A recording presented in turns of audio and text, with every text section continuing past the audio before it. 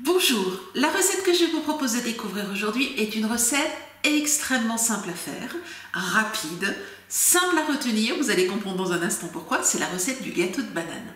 Cette recette, je la dédie à Jérôme, notre gendre, je devrais dire notre fils adoptif, c'est sa recette préférée, c'est son gâteau préféré. Compte à rebours pour la recette, 3, 2, 1, 1/2, c'est parti!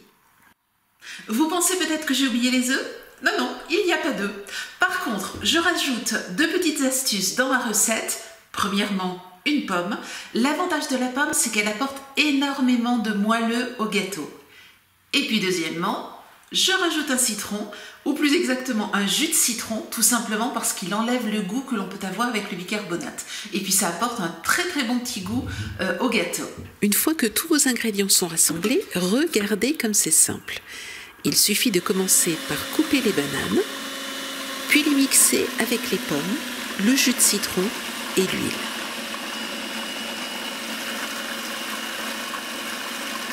Rajoutez ensuite la farine, le bicarbonate ou la levure et le sucre.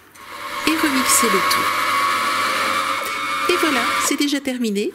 5 minutes de préparation, pas plus. Il suffit maintenant de mettre la pâte dans des moules. Ici, j'en ai suffisamment pour faire un gâteau et quelques cupcakes. Sympa, non?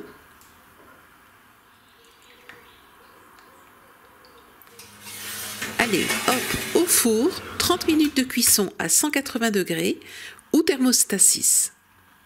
Piquez dedans pour vérifier qu'il est bien cuit. Le couteau doit ressortir sans pâte. Il doit être bien doré, presque brun. Aujourd'hui, je décide de le décorer simplement avec un mélange de beurre, eau et sucre glace. Vous pouvez aussi le recouvrir de chocolat.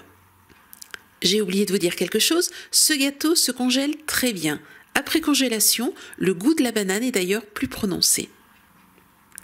Allez, maintenant c'est à vous de jouer. Je suis sûre qu'après cela, vous aurez la banane.